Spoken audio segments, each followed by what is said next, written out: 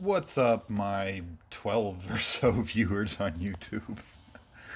Uh, let's see here. Update here on the Gibson GA-6 amplifier. It's completely torn down now.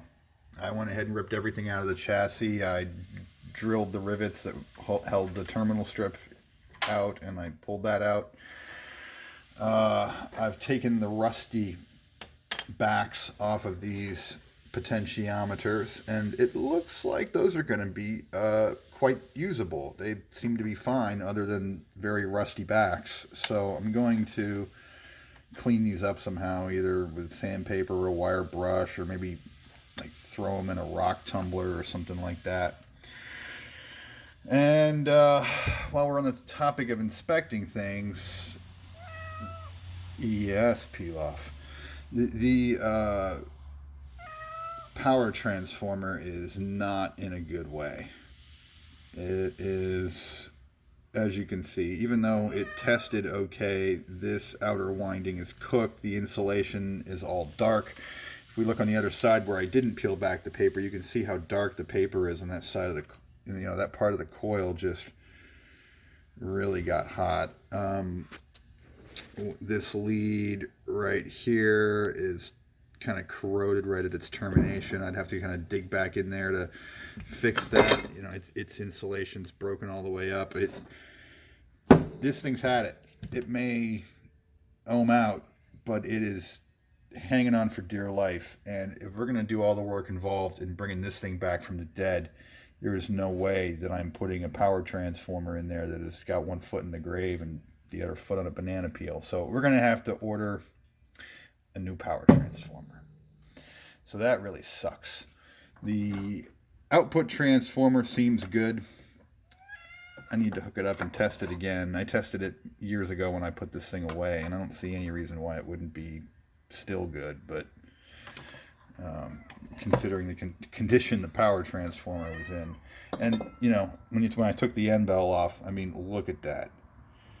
I mean, you got dead bugs, rust,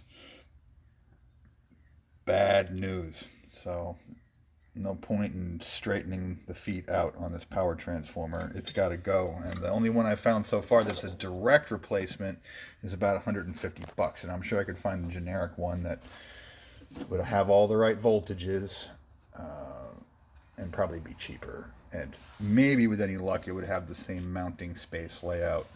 But I think for the sake of time and simplicity, I might just need to buckle down and order that. So it's going to be another week or so before there's another update, because the next thing I'm going to have to do is make a parts list, order all these caps. Looks like we can save the pots. Once I clean those up, we need a new power transformer, and we need, as we saw in part one, we need a recone kit for the speaker. I found one that's about $45 or so. So right off the bat, between the power transformer and the speaker, we're looking at $200 invested in this thing, plus all this work. This is going to have to be really cleaned out. As you can see, it's absolutely filthy in there. That's why I just decided to go ahead and rip everything out. There's no way to, really clean this out without getting in there with solvents or water or something. And, the cloth wire is not going to survive that. The bloody filament wires weren't really twisted on this anyway, so this thing would benefit from having new filament wires properly twisted up to get some more hum rejection. I think the sockets are all savable. They just need to be really, really, really cleaned. I mean, they're just filthy. Contacts seem fine though.